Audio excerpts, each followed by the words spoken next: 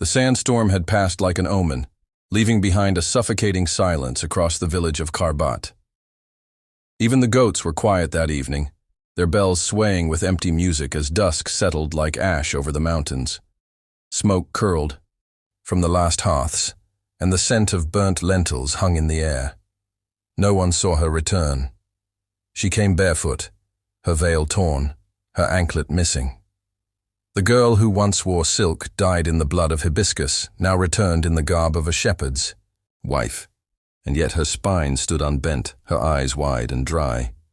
Zareen, the daughter of Malik Yar Khan, ruler of 4 valleys and the caravan pass of Kuldun, had vanished 7 days ago, and now she stood at the entrance of her father's Haveli, wind-chapped, sunburned, married.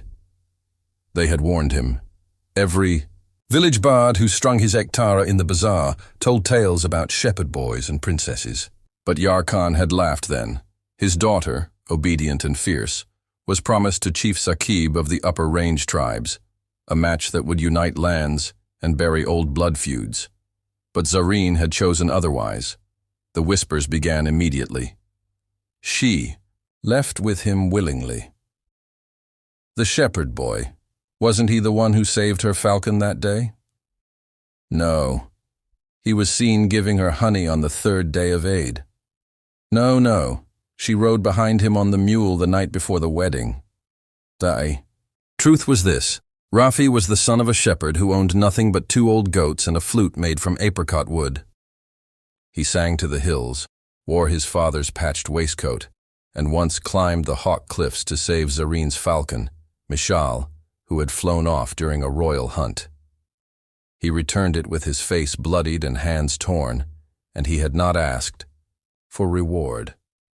But he had looked into Zareen's eyes, and Zareen had looked back. No one knew what passed between them in that single moment. But something fragile and forbidden began that day, a string pulled tight between a girl whose blood carried kingdom and a boy whose feet carried dung. In the days that followed, he became the wind behind her curtain. She would stand on the upper terrace pretending to water her jasmine pots, but her eyes followed the narrow goat trails. Sometimes he would pass, sometimes he wouldn't, but her heart waited always. Then came the news of her engagement, a union between 2 warring tribes, a marriage to a man twice her age with 4 sons and a history of broken wives. She did not speak for 3 days. On the 4th, she sent her maid, Janan, to the edge of the hills with a folded cloth wrapped in a dried apricot leaf. Inside was a note. Only 3 words. The night comes. And it did. On the eve of her engagement, while the drums of celebration echoed across the valley, Zareen left through the back stables. The guards had been drugged with goat milk and opium. The maid had covered her in shepherd rags. She carried nothing but a silver ring and the knife her mother had once hidden in the spice chest during the tribal raid. She met Rafi at the place, where the river bent and the thorn trees grew. They crossed into exile. In a cave far beyond the pass, under the eyes of the stars, she married him, not with rituals or witnesses, but with fingers bleeding from goat thorns, a vow of silence, and a single kiss on his torn lips. They lived in a cave for 3 days. By the 4th, the tribal scouts found them. But they were too late. She had already crossed the law, not as a kidnapped girl, but as a woman who chose her husband without her father's consent. Now, as she stood at the threshold of her father's Haveli, the lanterns behind her casting long shadows on the blood-red floor, Yar Khan came forth, not with arms open, but with his sword drawn. The entire courtyard froze. Mothers clutched children. The cooks held their breath behind the spice racks. The parrots in their cages went still. Zareen did not flinch. Behind her, a single figure appeared.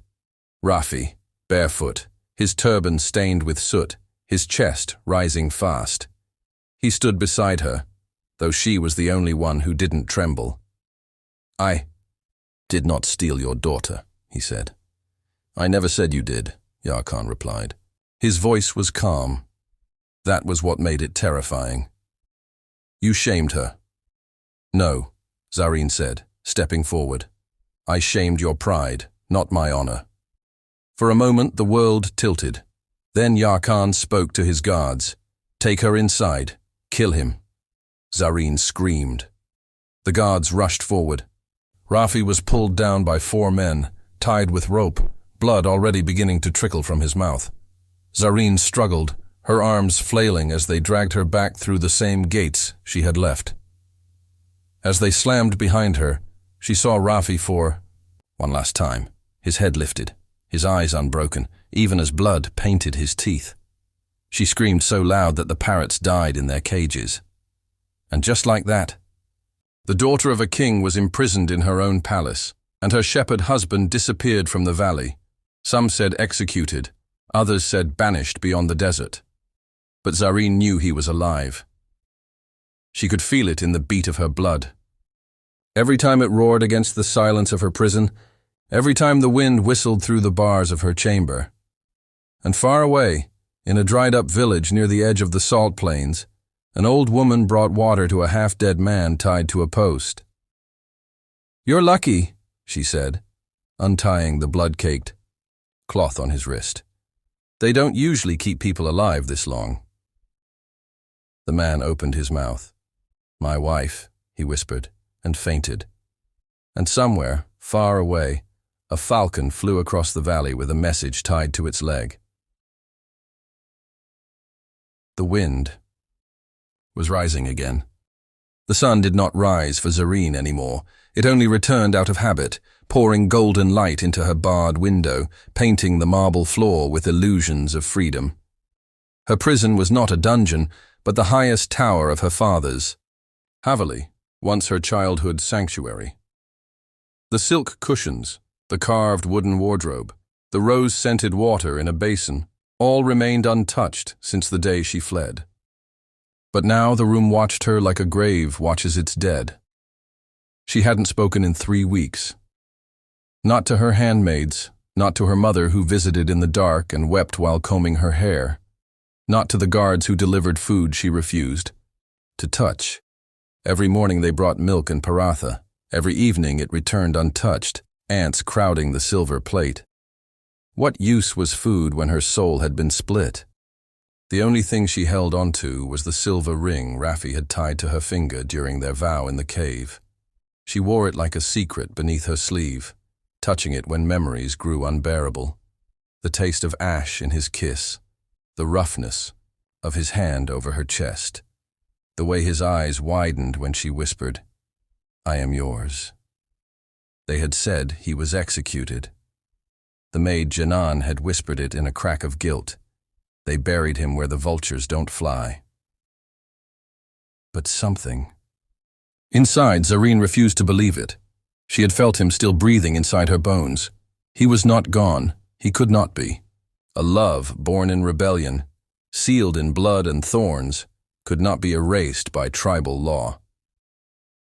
3 days later, her silence was broken. Not by choice, but by fire. At midnight, screams echoed through the Haveli. Zareen rose from her cot, her hands pressed to the lattice window. Smoke curled into the sky like black arms. Somewhere below, goats bleated wildly and guards shouted.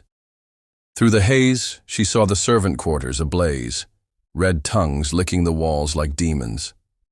She turned to flee the room, but the door was locked. Then came a sound she hadn't heard in weeks, the shrill, determined cry of a falcon. She ran back to the window, and there it was, circling above the tower. Mishal, her falcon, the same one Rafi had once rescued. Tied to its foot was a scrap of cloth, fluttering like a warning. She ripped off her dupatta and waved it. Mishal dove, crashing against the bars.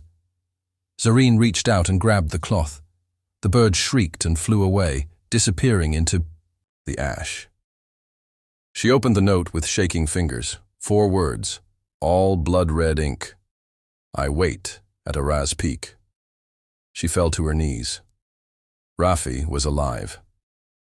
The next morning, the fire was blamed on rebels from the Western Trail. Her father summoned more guards, banned the use of birds, and ordered double watch on Zareen's chamber. He still had not spoken to her since her return, but his silence had thickened into wrath. The very next night, she slipped out. Janayan helped her. The maid had seen the ring, had seen Zareen press her ear to the window each night, waiting for wings. She no longer believed Rafi was dead. Her guilt had turned into loyalty, and so she poured sleeping powder into the guard's tea, wrapped Zareen in rags again, and hid her inside the basket of herbs being carried down to the river temple. Once, beyond the Haveli walls, Zareen fled, through the thorn paths, through dry riverbeds, through hills where wolves howled and jackals blinked at the moon, Araz. Peak lay beyond the Salt Widow's Ridge, 2 days on foot. She walked with torn soles, hiding by day, moving by night. Her water ran out the first evening. The second night, her lips cracked, and her knees bled from falling on shale. But still she moved, her fingers touching the ring, her breath repeating one name like a prayer. Rafi. Rafi. On the third morning, she collapsed, and when she opened her eyes, she was under a thorn tree, her lips being moistened with water from a goatskin pouch. He had found her. She blinked, thought it was a fevered dream, but he was real. Rafi, thinner than she remembered, his beard grown, his wrists scarred. But his eyes were the same. He was real. "Drink," he said. She grabbed his hand instead. The water spilled between them. She sobbed, not like a queen's daughter, but like a woman who had been split open by longing. They stayed there till sunset, hidden among the crooked rocks. He told her everything, how he had been saved by a traveler who found him half buried near the desert edge, how he had healed in a ruined shrine, how he had learned to send Mishal with notes using the old falconry whistle she once gifted him. And then he told her the worst part. "They're hunting you," he said. "They blame you for the fire. Your father swore on your mother's life that he will not rest until your blood washes his honor." Zareen said nothing. She only looked into the distance, where the sun dipped behind the hills. Then she turned to him. "Then we don't run anymore." His brow furrowed. "What do you mean?" "I mean, we fight." Rafi laughed, bitter. "With what army? I have goats, Zareen, not soldiers." She looked up at the peak behind them. "Then we make one." And so they did. Over the next weeks, word spread like desert wind. The daughter of Yarkhan had escaped again. She lived in the cliffs of Araz with her outlaw husband. She gave water to beggars. She protected widows. She stopped caravans and took only salt and wheat, never gold. And slowly, those who had been crushed by tribal law began to find their way to her. The crippled son of a shepherd, the widow whose daughter was taken in barter, the girl whose brother had been hung for love. They came not with swords but with stories, with anger, with loyalty. Zareen became not just a rebel's bride. She became a myth, the woman who chose love over lineage. And then, one night, as they celebrated a stolen harvest, a rider came from the southern cliffs. His face bloodied, his turban torn. He fell at Zareen's feet. "Your maid, Janan."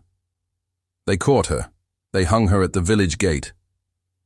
The night fell into silence. Zareen touched the ring on her finger, then stood. And in a voice louder than any tribal war drum, she said, "Then we go back. We go home." The wind shifted. Far away, in the Haveli of Yarkhan, the lamps flickered.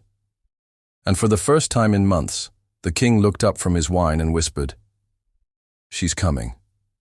The moon that night was neither full nor crescent. It hung like a broken shield, bruised behind the clouds, watching over a rebellion that had begun with love and now marched with vengeance. Zareen rode at the front. Her face was half-veiled, in black, her hands gripping the reins of a stolen horse, her eyes hollow with purpose. Behind her, the mountain wind carried the feet of 32 outlaws, shepherds, widows, exiled sons, disfigured girls, and old men with unhealed wounds. They carried scythes, wooden staffs, sickles, even broken knives tied to bamboo. It was not an army. It was pain wrapped in skin. And pain has always known how to fight. They reached the border of Khuldoon at dawn, where the tribal guards patrolled with spears and arrogance. The first blood was spilled by an old woman, Fatima, Bibi, whose daughter had died birthing the child of a man from Yarkhan's court. The man had denied ever touching her. That woman sliced the guard's throat before he had even raised his hand. They did not enter like an invading force. They walked through the village road as if returning from harvest. But their silence was heavier than war cries. In every alley, people turned. Doors creaked open. Men peeked through windows. Children stared with sugar-dripped fingers. Could this be the same Zareen who once rode jeweled horses? The same girl who bathed in rose milk and wore gold on her ankles. Now she walked with a staff in hand, her shawl stitched with thorns, and on her face, the shadow of a woman who had died once already. They did not stop until they reached the village gate, where her maid's body still hung, half decomposed, her mouth open to the flies. Zareen dismounted. No one moved. She reached out with both hands and brought down the body herself. Janan's head rolled against her chest, and Zareen wept without sound, her fingers caressing the broken jaw, the neck once wrapped in jasmine. Then she took the scarf from her own shoulders and wrapped it around the corpse. She turned, and the rebellion began. They split into clusters, moving through the streets, burning ledgers, breaking slave bonds, freeing imprisoned daughters. They stormed the lower chambers of the Haveli, where debtors were kept half-fed and forgotten. They opened the stores of grain and gave them to the beggars. They returned dowries snatched by soldiers. They marked every wall with one word written in blood and chalk: truth. It took hours before Yarkhan realized this was not a rumor. From the upper floor of his Haveli, he watched smoke rise, not from the mountains this time, but from his own granaries. The guards rushed to him. "Should we send for the chief of the upper range?" one asked, but Yarkhan shook his head. "She is mine to end." He strapped on his old sword, the one from his youth when he had won 3 valleys in blood. In the courtyard, as the last of his elite guard fell to a boy with no hand, Zareen stood before the wooden doors of her childhood. She did not knock. She kicked them open. The palace that once nurtured her now stared at her like a stranger. She walked through the corridors she once danced in. The paintings of ancestors seemed to lower their eyes. The ivory pillars no longer looked regal. They looked like bones. At the end of the hall, her father stood in silence, holding his sword. He did not look surprised. "You came back," he said. "I always meant to," she replied. There was no warmth, no tears, only the dry echo of 2 mountains meeting. "You burned my legacy," he said. "You buried mine first," she said. "You ran with a shepherd. I rose with him. You betrayed your blood. You spilled it long before I ever left." He walked toward her slowly. "You were to marry a chief. I married a man." He raised his sword, the gold inlaid hilt trembling slightly. "You've shamed our name in every valley." Zareen stepped forward, touching the ring on her finger. "Then let the valleys know it was I who chose my name, not you." He lunged. The sound of steel against staff rang across the hall. Zareen blocked his strike with her wooden weapon, parried his next, then ducked under a swing that grazed her braid. He was faster than his age, fueled by humiliation and rage, but she was not a daughter anymore. She was a survivor. Each strike he made came from pride. Each one she returned came from grief. The final blow came when he slipped on blood from a fallen guard. His sword clattered. She placed the staff to his throat. The entire hall froze. She did not push. She looked into his eyes, and he saw it. Not hatred, not vengeance, not even triumph. He saw mercy. She dropped the staff. "Your throne means nothing to me," she whispered. "Your bloodline will forget you, but I will remember." She turned away. And that was when the dagger came, silent, small, hidden in his sleeve. He threw it not at her heart, but at her back, where betrayal always strikes. But the knife never reached her. Raffi had entered just in time. He took the blade in his shoulder. He fell to his knees. Zareen turned, caught him in her arms. Hall screamed. Yar Khan stood frozen. For the first time he looked old. Zareen held Raffi, her hands pressed to the wound, her face a mask of ash. He coughed once, then twice. Blood bubbled at the corner of his lips. "I told you I'd wait," he said. She shook her head. "You're not dying," he smiled. "I already lived." And he closed his eyes. She screamed, loud, raw, primal. The echo of it shook the walls. The rebels broke through then, surrounding her, surrounding Yar Khan, who dropped the second blade from his hand, his knees buckling beneath him. No one touched him. He had already fallen. They carried Raffi's body to the upper terrace, the one where Zareen once waited to see him walking the goat trails. They laid him there beneath the stars. She sat beside him all night, humming the song he once played on his apricot flute. By morning, the rebellion had ended. The village was quiet. Zareen lit the pyre herself. They say the smoke from that fire rose higher than any fire in Kuldoon's history. They say it did not smell of death, but of roses and mountain herbs. That day, the villagers named her Zareen the Remembered, and she never married again. Instead, she built a home where orphan girls could learn to read, where broken widows could make soap, where no dowry was needed for love. And above her door, she carved the words in stone. They buried Raffi at the edge of Araz Peak, where the wind always touched the grass before the sun did, and the river whispered through the rocks like an old soul remembering a song. His grave was not marked by marble or gold, but by the flute he had once carved for her, placed in the soil above his chest. Zareen stood alone that morning. Her face was no longer youthful, not even mournful. It had ripened into something unshakable, something the world could no longer hurt. The people wanted to sing elegies. The poets came with verses. The widows wept and offered her ashes, but Zareen raised her hand and said no. "There will be no mourning," she said.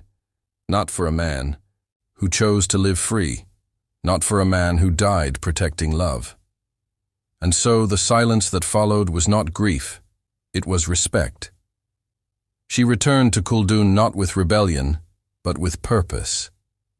Yar Khan had vanished that same night, stripped of title, name, and shadow. Some said he drowned in the salt marshes beyond Balok Ridge. Others claimed he wandered into the northern passes, mad with shame, carrying only a broken sword. Zareen never searched for him. She had lost her father years ago, not in his death, but in the moment he chose pride over her soul. She turned her palace into a sanctuary. No throne remained, no guards stood at the gate. The marble floors were covered in reed mats. The walls, once lined with weapons, now held paintings by orphaned children. She moved through the corridors barefoot, her shawl always of hand-woven. Cotton, her braid streaked with gray before its time. People called her queen. She called herself nothing. Names are graves, she would say, and I have already died once. Seasons passed like dream pages.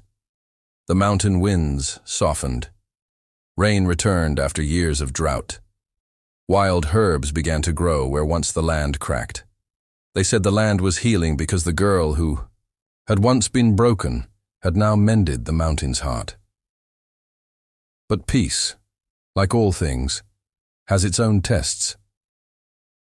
It was the 7th year since Rafi's death when a child arrived at her doorstep. A boy, 10 winters old, with dark eyes like almond ash, and a mouth too silent for someone his age. The woman who brought him, an old shepherdess, claimed the boy had been born under a curse. His village had tied him to a tree during monsoon, blaming him for failed crops and stillborn calves. She had cut him loose and brought him to Zareen. Zareen looked at the boy for a long moment. Then she knelt and asked, "Do you have a name?" He shook his head. She smiled, the first true smile she had offered in months. "Then we shall give you one." She named him Arif. He became the sun to her broken sky. At first, he followed her like a shadow, never speaking. But slowly, with each day, he began to hum, then to write, then to laugh. He learned to read by tracing his fingers over the names Zareen carved into stones, names of every woman who had died unnamed. Years passed. Zareen aged, but the fire in her eyes never dimmed. One night, she sat on the terrace where Rafi had once played the flute, Arif beside her, reading from a worn book of tribal proverbs. "Why did you never remarry?" he asked softly. Zareen did not answer for a long time. Finally, she whispered, "Because some loves are not meant to be replaced.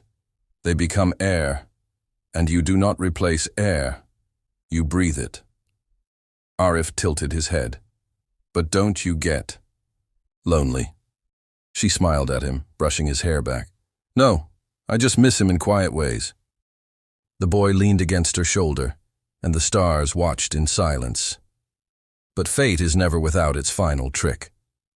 In the 10th year, during the harvest season, a man arrived at the sanctuary. He was draped in dust, limping from an old leg wound, his face hidden beneath a wide turban. The guards at the gate tried to turn him away, but Zareen saw him from the upper courtyard. He did not speak as she approached, but she knew the face. Yarkhan. His beard had whitened, his eyes were sunken, his pride gone. He dropped to his knees. "I have no right to beg," he said, "but I came, not for forgiveness. I came to see what kind of world my daughter built after I tried to burn hers." Zareen did not speak. She turned to Arif, who had followed her down. "This is the man who once called me his shame," she told the boy.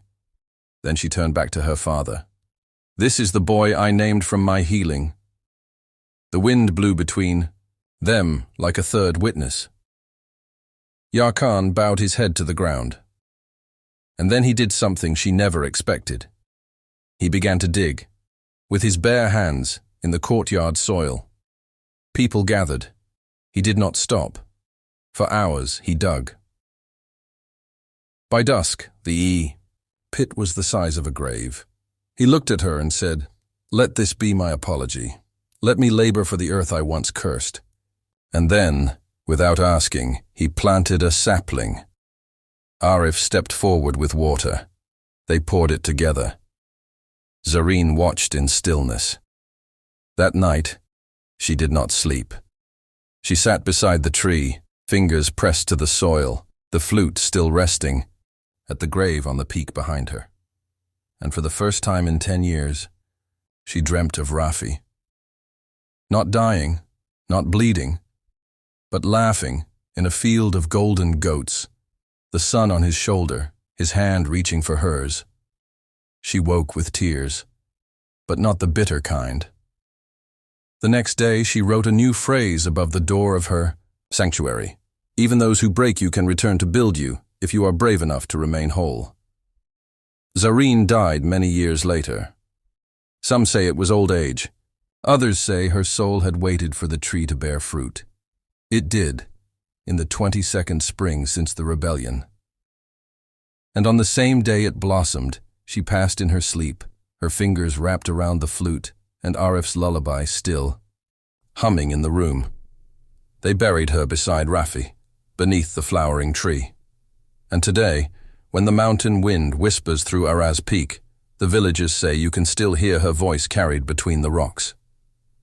True love waits in silence and rises in fire.